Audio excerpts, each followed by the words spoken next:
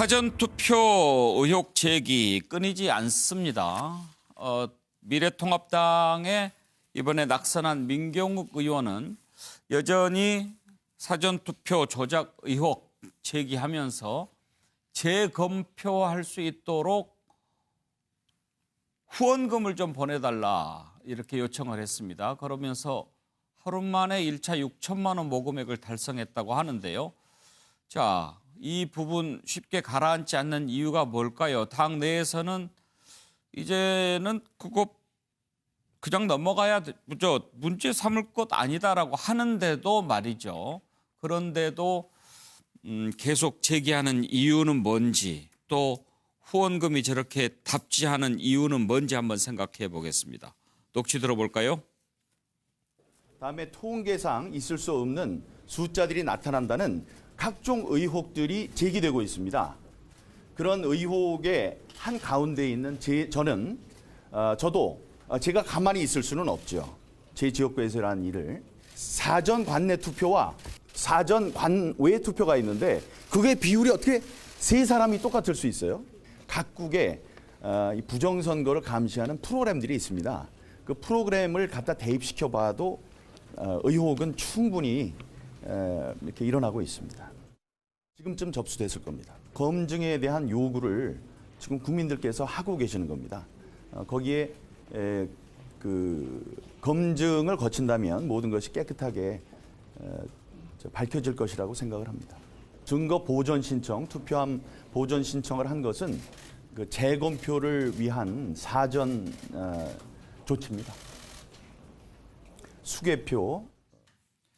네, 수개표해서 밝히자 그런 얘기인데요. 지금 당 내에서조차 저러니까 아직도 정신 못 차리는 거다 그런 얘기가 나오는데도 불구하고 계속 문제를 제기하고 있습니다. 김성환 평론가. 지금 장제원 의원, 이준석 최고위원 다 부정적이지 않습니까? 내부에서도 이렇게 음모론에 대한 비판이 나오는데 계속 문제를 제기하는 데는 실제로 그럴 만한 근거를 갖고 있어서 그런 걸까요? 지금 이제 부정선거라고 하는 근거 제시한 거 보면 63대 36이니 어쩜 그렇게 여러 개 지역구에서 똑같은 비율로 관외하고 사전투표가 일어나느냐 이런 근거들을 대는데요. 그러니까 우리 통계에서 모든 건 평균으로 수렴한다 이런 얘기가 있거든요. 왜 우리 선거하면은 특별한 지역 빼놓고 난 다음에 특히 서울 수도권 같은 경우에는 대체적으로 나오는 득표율이 다 비슷비슷하거든요. 그 득표율의 차이가 조금씩 있지만 그 차이가 없는 지역구 얘기만 다 뽑아가지고 놓고 보면은 다 조작이 된 것처럼 눈에 보인다는 거죠. 지금 민경욱 의원 입장에서는 아깝게 선거에서 떨어졌다고 생각하니까 현실을 좀 부정하고 싶은 심리가 있는 것 같고요. 또 자기가 이번 선거에서 낙선했다고 하는 것을 좀 합리화하기 위한 목적도 좀 있어 보입니다.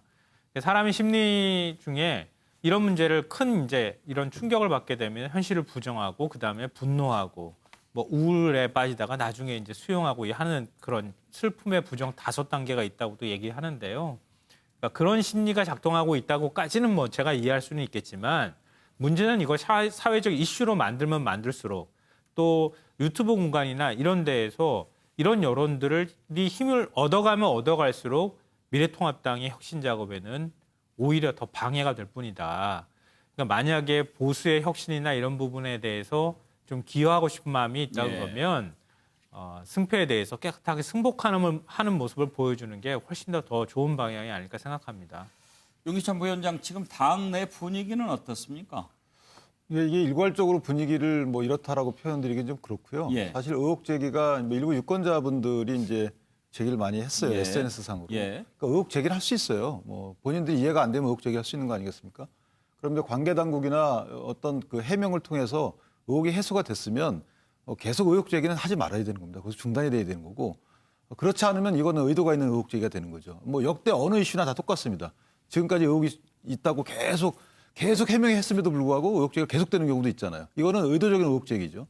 근데 해명이 안 된 경우에는 의혹 제기한 분을 갖다가 탓할 수는 없는 거예요. 근데 해명이 됐다 그러면 그다음에 하지 말아야 되는 거고 또 하나는 이제 해당 후보자의 경우에는 재검표를 하거나 선거소송을 하면 돼요. 예. 어떤 의혹이 있으면 바로 들어가면 되지. 선관위도 차라리 소송하라고 그러니까요. 그러지 않습니까? 그래서 그렇게 액션을 취해야지 예. 의혹이 있다 이렇게 계속하는 것은 사실은 그건 옳지 않다. 그래서 금방 재검표 요청을 한다고 하니까 증거보전 신청까지 해놓고 그렇게 곧바로 들어가시는 것이 오히려 국민적 오해를 받지 않는 길이다 이렇게 생각합니다. 그런데 최병기 원장 지금 재검표 할 테니 좀 상금 좀 보내주십시오 했는데 몇 천만 원이 왔단 말이에요. 네. 근데 이제 첫 번째는 항상 전 굉장히 좀 나쁜 마음이 있어서 누가 몇 천만 원이 왔다 그럼 전 통장을 보기 전까지 사실은 믿지는 않습니다. 네, 그렇기 때문에 예. 일단 통장을 봐야지 다음에 오셨을 때는 통장을 이렇게 보여주시면 확실히 믿을 수 있는 거고요. 만약에 저 말이 근거가 있다라고 생각하게 되면은 일단은 우리는 믿고 싶은 것만 믿게 되어 있습니다. 예. 왜냐하면은 어떤 정당을 갖다 지지하는 분들 옆에는 다 그 정당을 지지하는 분들만 있어요. 얘기하다가 보면은 반대당을 지지하는 사람이 하나도 없어요. 근데 우리가 선거에서 졌어요. 이건 있을 수 없는 일이 일어난 거예요. 그렇게 되는 거고요. 민경욱 전 의원님 입장에서는 손해보는 게 하나도 없어요. 민경욱 현 의원입니다. 현 의원, 예, 죄송합니다. 예, 예. 진짜 죄송합니다. 민경욱 현 의원님 입장에서는 본인이 이거를 안 했다고 얻는 이익이 없어요. 안 하게 되면은 누가 와서 당직을 주겠다는 것도 아니고요. 안 했다 그래서 다음에 공천을 받게 되는 것도 예. 아니라 아무런 이익이 없어요. 그러니까 본인이 우리는 이익이 없을 때는 자기가 하고 싶은 대로 해요. 그러고 나서 만약에 진짜 이렇게 후원금이 답보했어요. 그래서 내가 이 모든 소송을 하고 하는 행위에 대해서 하나도 내가 금전적으로 손해보는 게 없어요. 그러면 굉장히 좋은 거지요. 어떤 의미에서 원래는 소송의 일부 비용을 내가 부담했어야 되는 상황이었다고 놓여지게 되면은 예. 이제 이런 일로 인해서 후원금이 6천만 원이 안 오고 단지 얼마가 오더라도 나한테는 이익이 생기는 거지요. 그런데 재검표 목적으로 후원금을 거뒀는데 재검표를 안 하게 되면 그 후원금 처리는 어떻게 되는지요? 법적으로 윤기찬 의원님. 그 후원금은 저게 그 어떤 재검표를 위한 후원금은 아닐 거예요. 국회의원 후원금이지.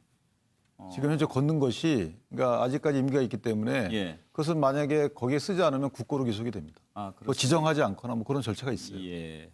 김두수 평론가. 예, 우리 정치가 또 정치인이 언제까지 갈등의 시작, 갈등의 원인을 제공하는 정치를 이제는 그만둬야 된다 이렇게 생각됩니다. 이게 갈등을 좀 마무리해야 되는데 이번 선거에서 가장 적은 표로 당락이 갈렸던 인천의 남영희 의원이라는 데가 네. 있습니다. 그 171표. 재검표 요구했다가 예. 하지 않기로 맞습니다. 결정했다면서요? 예. 그분이 낸 성명을 보면 지금까지 약 10년, 20년 동안 바뀐 적도 없고 그리고 또 이 주장을 하고 있는 서울, 경기, 인천만 비교하면 그렇지만 대구와 부산을 비교하면 뭐 투표한 바깥치기 이런 게 전혀 성립되지도 않거든요. 예. 그래서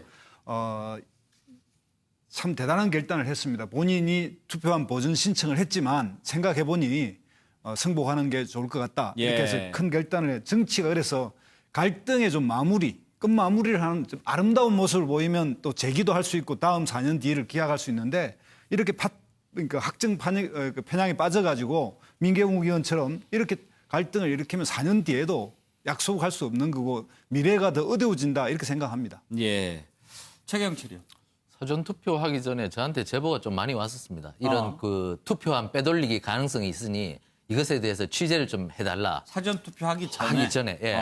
그럼 투표하기 전에 사전 투표함을 어떻게 빼돌립니까? 예. 물어보니까 지금 다 빼돌리고 있어요. 아하. 이런 식으로 확정적으로 제보를 하는 겁니다. 예. 그러니까 제가 그렇습니까? 취재를 해보겠습니다 하고 웃었는데 그 웃고 나서 또 저희 집사람도 얘기하는 거예요. 사전 투표하면 그 빼돌린다는 그런 방송이 유튜브에 떠들고 있다더라. 그 도대체 어떻게 된 거냐? 제가 얘기했죠. 유튜브 꺼라, 보지 마라. 그렇게 얘기했는데 정말 우리 국민들께서요. 참 현명한 분들이 많은데 왜 이렇게 거짓말 방송을 보고 거기에 혹하고 그게 마치 진실인 양 이렇게 얘기를 하고 그리고 국회의원까지 그것이 맞다고 저렇게 기자들 앞에서 얘기할 수 있는지 참 제가 정치를 보지만 참 정치가 왜 이리 자꾸 거꾸로 가는지 저는 참 안타깝습니다. 이제 정치가 바로 가야 하고 그리고 저 민경욱 의원 같은 경우 사실 좀 핑계를 좀 대고 싶은 거예요. 핑계를 대서 이런 부분이라도 자신의 위안을 삼고 싶지만 혼자 위안을 삼으시면 됩니다. 자꾸 핑계를 남 앞에서 대지 마시고 혼자 곱씹어 보시면서 억울하면은 혼자 억울하면 되지.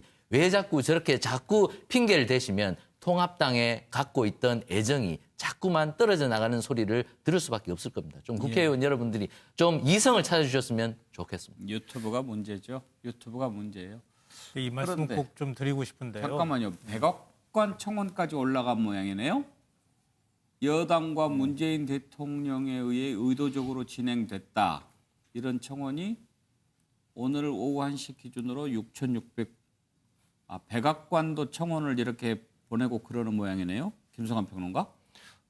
예전에도 그런 경우가 사실 있었어요. 백악관도 우리 이제 청와대 청원 사이트 같은 그런 게 있고요. 많은 사람들이 한 10만 명인가 동의를 하면은 그게 어떤 청원에 있는지 노출이 됩니다. 근데 왜 바깥으로. 백악관에 청원을 하죠? 글쎄요. 미국은 좀 더 아무래도 객관적으로 한국 문제를 바라볼 수 있지 않을까. 또 아니 그러면 백악관에 그런 뭘 게 할 수 있냐고요. 네? 백악관에서 뭐를 할 수 있어요? 백악관에서는 할 수 있는 게 없죠. 할 수 있는 게 없지만 여론전을 하기 위한 목적으로 이제 그런 백악관의 청원 사이트에다가 이제 의견을 제기하는 경우가 있는데요. 이게 경로를 보면 이런 겁니다. 유튜브를 통해서 주로 이제 영남 지역을 중심으로 해서 그런 소문이 퍼졌다 그래요. 사전 투표함이 바뀔 것이다. 부정선거가 있을 것이다. 이렇게 하면서 일각의 언론에서는 이제 그런 얘기도 합니다. 처음 대구가 사전 투표율이 떨어졌던 것도 그것 때문이었다. 투표하지 마라. 본투표일 가가지고 투표해라. 이런 얘기가 돌았다 그래요. 돌았는데 그러니까 본투표하고 난 다음에 뭐 보수신문에서 그렇게 얘기합니다. 사전 투표하고 본투표에서 민주당하고 통합당이 얻은 득표율이 거의 유사하다. 예. 이걸 보도했다가 나중에 또 사과해요. 민주당의 통계가 잘못됐습니다. 우리가 좀 실수했습니다. 이렇게 얘기를 했는데 유튜브에서 얘기가 돌았던 게 한 언론을 통해서 그게 또 다시 나오고 나니까 예. 훨씬 더 신뢰성 있는 정보처럼 가공돼 버렸고 나중에 그게 잘못됐다고 얘기하더라도 이미 더 이상 사람들은 믿고 싶지 않은 거예요. 뭔가 의심스러운 거예요. 예. 그러니까 이런 식으로 여론이라는 게 자꾸 확대 재생산되고 가공되는 현상들이 나타나고 있다는 겁니다. 그러니까 이런 여론의 흐름이나 이런 것들을 우리가 한번 좀 다시 살펴볼 필요가 있고 특히 보수 유튜버들이 이런 문제를 의도적으로 키우고 왜곡하면서 자꾸 구독자 수를 늘려가는 것은 굉장히 예. 부정적인 영향을 미치고 있다고 생각합니다. 네.